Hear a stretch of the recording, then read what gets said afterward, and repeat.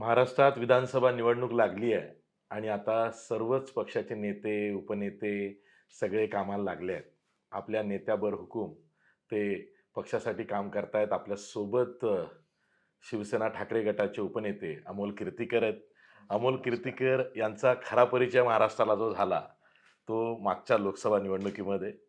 तुमचा अगदी थोडक्या म्हणजे 48 मतांनी पराभव झाला. पण तो सुद्धा पराभव असा झाला, की अनेकांना जिव्हारी लागला आणि काहींना असं लक्षात आलं, की त्या निवडणुकीमध्ये नेमकं काय झालं, तर हे प्रकरण हायकोर्टात गेलं पाहिजे आणि म्हणून ते प्रकरण तुम्ही हायकोर्टात नेलं.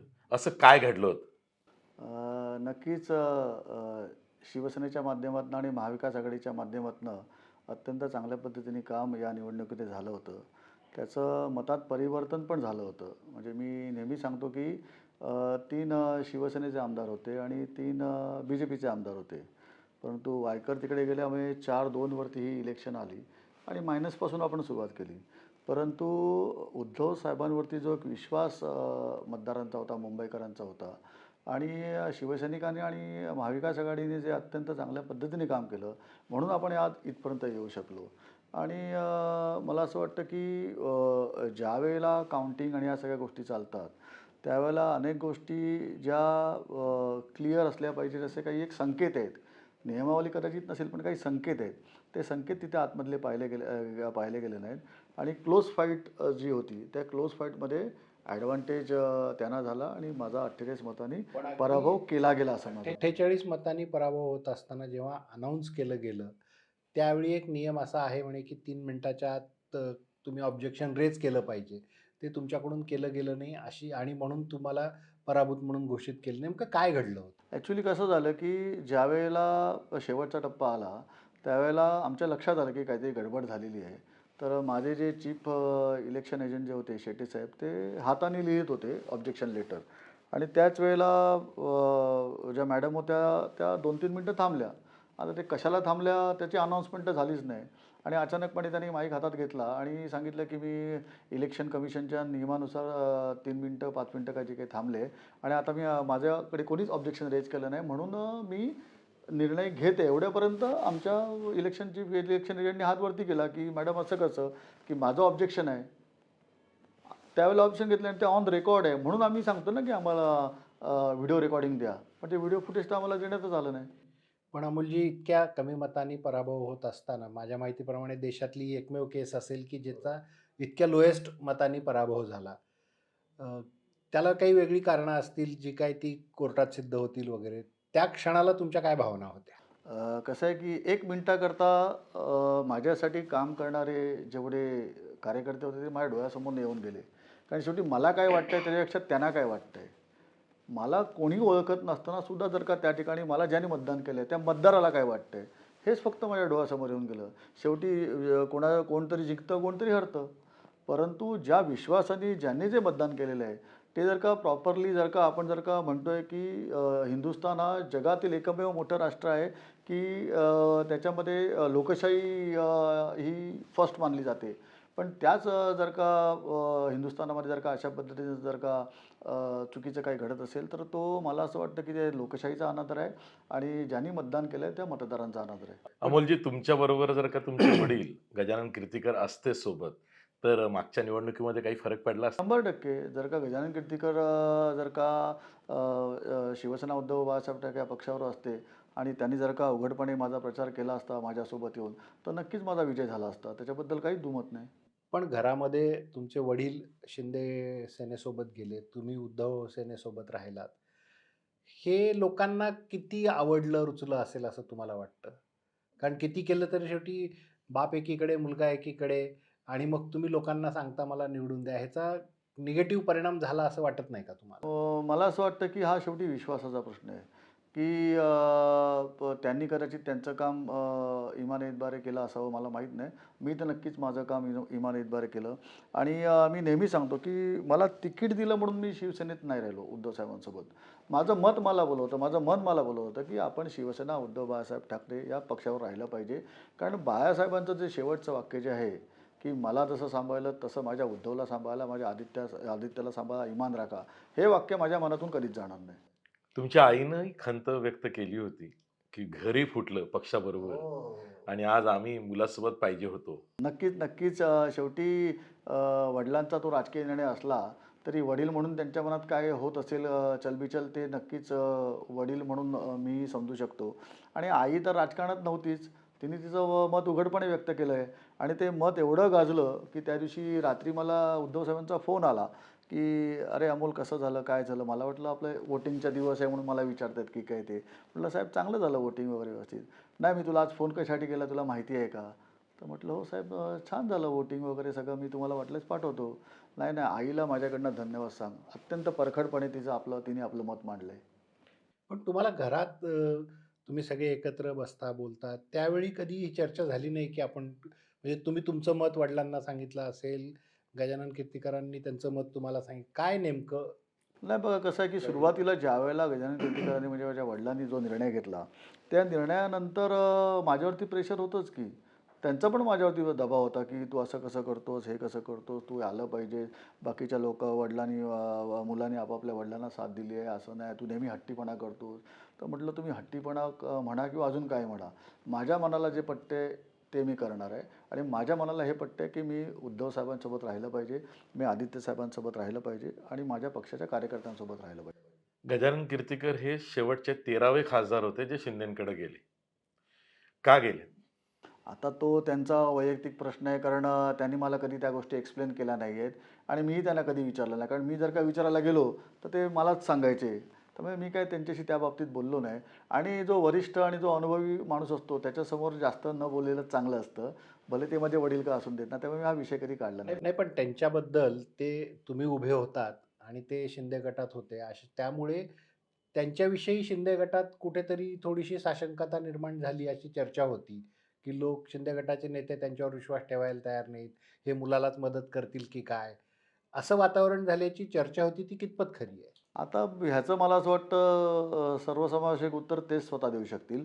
परंतु माझ्या इलेक्शनमध्ये त्यांनी कुठल्याही प्रकारे मला मदत केली नाही, हे तुम्हाला मी जाहीरपणे सांगू शकतो. आता विधानसभेला उभं राहायची तुमची इच्छा आहे. हां, नक्कीच. इच्छा असणारच.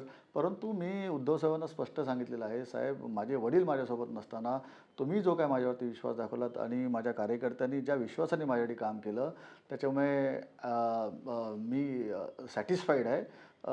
ठीक आहे, निवडणूक लढण्याची इच्छा आहे, मी व्यक्त केलेली आहे. पण त्यांना हेही मी सांगितलं, "साहेब, मला जरी आज संधी देणार नसाल तुम्ही, तरी एवढं नक्की तुम्ही ठेवा, की जे उमेदवार तुम्ही या उत्तर-पश्चिम लोकसभा मतदारसंघाअंतर्गत देणार आहे, त्या प्रत्येक उमेदवाराचा अमोल कीर्तीकर खांद्याला खांदा लावून काम करेल." तुम्ही हायकोर्टात सुद्धा गेलात तुमचं पिटिशन घेऊन.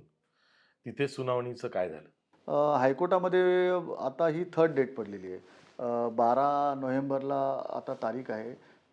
माझं जे इलेक्शन पिटिशन आहे त्याच्यामध्ये समोरच्या नी 2 ॲप्लिकेशन्स काढलेली आहेत आणि त्याचा रिप्लाय वगैरे देण्याचं काम चालू आहे आणि 12 नोव्हेंबरला कदाचित पहिली प्रॉपर हिअरिंग होईल असं मला खात्री वाटते. पण रवींद्र वायकर तुमच्या सोबत होते आणि अगदी लोकसभेच्या तोंडावर ते शिंदे गटात गेले. तुम्हाला हे अपेक्षित होतं असं होईल म्हणून? सुरुवातीला तर मला असं काही वाटलं नव्हतं. कारण तुमच्या सगळ्या स्ट्रॅटेजीजमध्ये ते असले होतेच चर्चा ना, करताना होतेच वगैरे. ना. ज्यावेळेला साधारणपणे माझी उमेदवारी डिक्लेअर होणार आहे किंवा अमोललाच पुढे करायचं आहे, ह्याच्यामध्ये जे कोणी काही जण पुढाकार घेत होते तेव्हा त्याच्यामध्ये तेही स्वतः होते. त्याने या गोष्टीची कल्पना आहे. त्यावेळेला मला या गोष्टीची कल्पना नव्हती कारण त्यांचं जे प्रकरण जे आहे जे ईडीकडे ट्रान्सफर झालं, ते तर फार महिन्यांपासून चालू पण होतं. मग ते असं सडन ते गेले त्याची कारणं तेवढी एकच आहेत, ईडीचंच कारण आहे? आता मला माहीत नाही, पण सध्या सांगताना तरी ते लोकांना तसंच सांगतायत. आता ते खरोखर ते कारण आहे, की फक्त लोकांचं सहानुभूती मिळवण्याकरता ते कारण सांगताय, याचं उत्तर कदाचित तेच देऊ शकतात. जेव्हा ते उभे राहिल्यानंतर त्यांनी काही माध्यमांना असं सांगितलं, की मला ईडीची भीती होती म्हणून मी गेलो. ह्याचा कुठेतरी पॉझिटिव्ह सहानुभूती मिळवण्याचा प्रयत्न त्यांचा होता, झाला असं काही तुम्हाला वाटतं? असंच असणार ते. कारण शेवटी कसं आहे, की बघा, की त्यांनी एखादं चुकीचं काम केलं असं त्यांच्यावरती आरोप होता आणि त्यानिमित्ताने ईडी त्याच्यामध्ये आली. तर जर का तो आरोप होता आणि जर का चुकीचा होता असं जर का ते बोलतायत, तर त्यांनी तो फेस करायला पाहिजे होता. ज्या अर्थी त्यांनी तो फेस केला नाही, त्या अर्थी त्यांना एकतर भीती होती किंवा ज्या अर्थी त्यांनी कदाचित काही गोष्टी चुकीच्या केल्या असतील.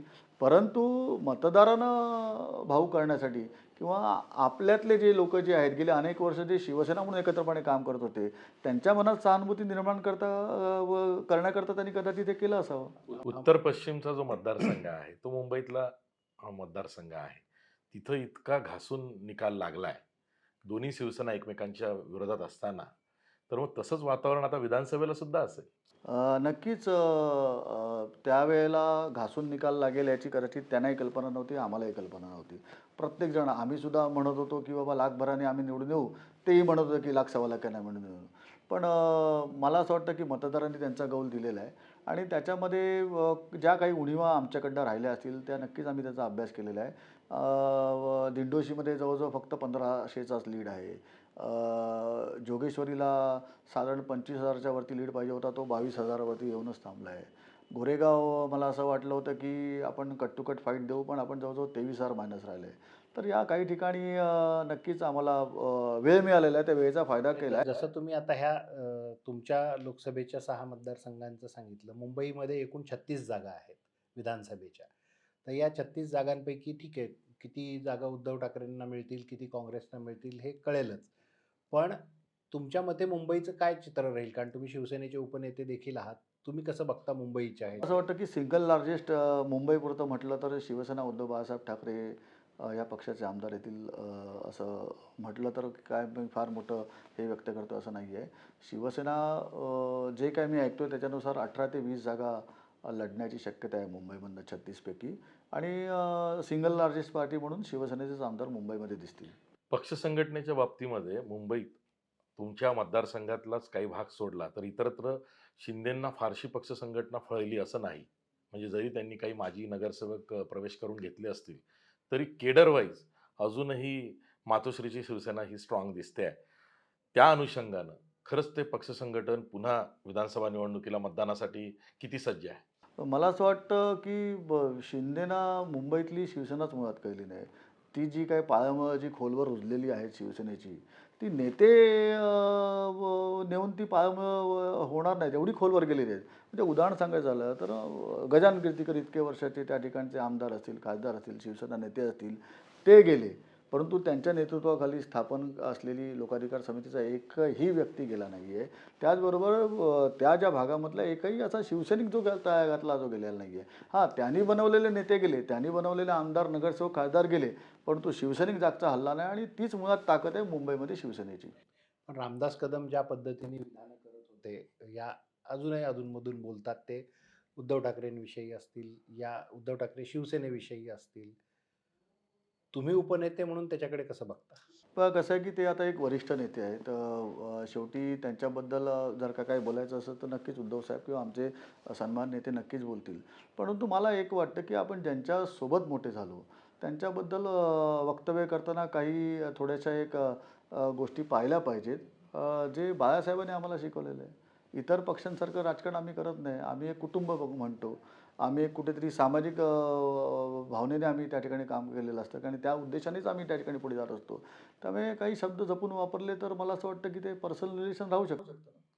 मुंबई महापालिकेवरती आता 2.5 वर्षाहून अधिक काळापासून प्रशासक आहे. त्याचा किती परिणाम या विधानसभा निवडणुकीत जाणवेल?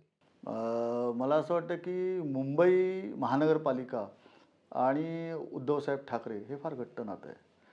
कारण मुंबई महानगरपालिकेच्या वतीने जे काही डिपार्टमेंट्स किंवा ज्या काही गोष्टी काम करत असतात त्याच्यामध्ये उद्धव साहेबांनी अत्यंत चांगल्या रीतीने त्याचं आलेखन केलं होतं आणि त्याचं सर्वोत्तम उदाहरण म्हटल्यानंतर दोन. एक तर ज्या पद्धतीने मुंबईला पाणी वाटप करायचं असतं आणि पाण्याची भविष्यातली ओळख, भविष्यातलं रिक्वायरमेंट लक्षात घेऊन त्यांनी जी काही धरणांची आणि ॲक्विजिशन आणि त्या ठिकाणी त्याची मांडणी केली आणि जगातलं एकमेव असं मुंबई ठिकाण आहे की सगळ्यात स्वस्त आणि सगळ्यात स्वच्छ आणि 24 तास पाणी मुंबईमध्ये मिळतं.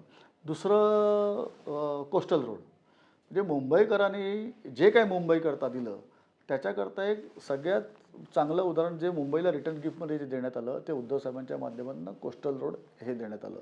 आणि आता आपण बघतो, आपण बँड्राला कोस्टल रोडचं उद्घाटन आम्हीच केलं असं शिंदे ना ते त्यांनीच केलं. ते आता त्याला काय करणार, त्यावेळेला ते मुख्यमंत्री होते. परंतु आदित्य साहेब नेहमी म्हणतात की घटनाबाह्य मुख्यमंत्र्यांच्या माध्यमातून घटनात्मक मुख्यमंत्र्यांनी चालू केलेलं कामकाजाचं लोकार्पण झालं. यस, तुम्ही वेळात वेळ नाही काढलात. नाही, एक माझा एक हां, मुद्दा होता की मुंबईमध्ये मनसे सगळ्या जागा लढवणार असं सांगतेय. हां. तर मनसेचा मुंबईत किती परिणाम होईल? बघा मनसेची मतं ही माझ्या जर का उत्तर पश्चिम लोकसभा मतदारसंघाचा जर का अभ्यास केला तर नक्कीच गेल्या वेळेला मोठ्या प्रमाणामध्ये ती महायुतीकडे वळली होती आणि जर का ते वेगळे लढले तर नक्कीच त्याचा फटका महायुतीला बसणार आहे. परंतु कसं आहे की राजसाहेबांचं पण एक व्हिजन आहेच. त्यांची ब्ल्यू प्रिंट वगैरे त्या सगळ्या गोष्टी त्यावेळेला होत्याच. आता पुढे काय झालं मला माहीत नाही. कारण ज्यावेळेला सुरुवात झाली त्यावेळेला त्यांची नाशिकला पण महानगरपालिकेची सत्ता आली होती. नंतर मग विचित्रच झालं. पुण्यातसुद्धा त्यांचे मोठ्या प्रमाणात नगरसेवक आले होते. महाराष्ट्रामध्ये मोठ्या प्रमाणात म्हणजे आमदार म्हणजे तुम्हाला असं म्हणायचं आहे की मनसे मुंबईत जर उभी राहिली तर त्याचा फटका महायुतीला बसेल आणि फायदा महाविकास आघाडीला होईल. 100% कारण त्यांच्यामध्ये गेलेली जी मतं जी आहेत ती सेपरेटच होणार आहेत ना. गेल्या वेळेला ही जी मतं होती ही महायुतीकडे वळली होती कारण त्यांनी ऑफिशियली सांगितलं होतं की आम्ही नरेंद्र मोदींना पंतप्रधान म्हणून सपोर्ट पण मनसेनं जर का तुमच्या विरोधात म्हणजे उद्धव सेनेच्या विरोधातच स्ट्रॉंग उमेदवार दिले, छुपा समझोता केला भाजप बरोबर काही, तर आता मला असं वाटतं की गेल्या वेळेला ज्यावेळेला त्यांच्या माध्यमातून काही उमेदवार उभे केले गेले ते पर्टिक्युलरली शिवसेनेच्या विरोधात उभे केले गेले होते. तेव्हा तर शिवसेना एकसंघच होती. आता असं होऊ शकतं. आता अंडरस्टँडिंग काय असेल ते थोड्या दिवसातच कळेल मला. पण एकूण मूड काय दिसतोय मुंबईचा? मुंबईचा मूड असाच आहे की उद्धव बाळासाहेब ठाकरे ह्यांनी जे मुंबईकरता काम केलेलं आहे, ह्यांनी जे महानगरपालिकेला आणि या सर्व ज्या डेव्हलपमेंट म्हणजे म्हाडा असेल, त्यानंतर मग SRA असेल, त्यानंतर मग MMRD असेल, मुख्यमंत्री असताना त्यांनी त्या सर्वजणांना एका टेबलवरती आणून एक पुढच्या 5 वर्षाकरता मुंबई कशी असावी ह्याच्याकरता जे प्लॅनिंग केलेलं आहे, हे प्लॅनिंग नक्कीच मुंबईकरांच्या मनात आहे आणि मुंबईकर हे शिवसेना उद्धव बाळासाहेब ठाकरे यांच्या बाजूने 100% उभे राहतील. सरकारच्या लाभार्थी योजनांचा फायदा महायुतीला किती होईल? बघा कसं आहे की मी नेहमी सांगतो की एखादा छोटासा माणूस 8-10 हजार रुपये कमवतो. तो सुद्धा त्याचं खर्चाचं बजेट तो तयार करत असतो आणि त्याचं काहीतरी नियमावली असते. यांची बजेट करण्याची नियमावली कधी होती? मार्च. ज्यावेळेला बजेट तयार होतं त्याच्यामध्ये तर या सगळ्या गोष्टी घेतल्या नाहीत. मग त्यावेळेला त्यांना लाडक्या बहिणी कधी आठवल्या? जेव्हा त्यांना मतं मिळाली नाही तेव्हा त्यांना लाडक्या बहिणी आठवल्या. आणि मला असं वाटतं की कदाचित म्हणजे आता मला असं वाटतं मीडिया म्हणून तुम्हाला नक्कीच माहिती असेल.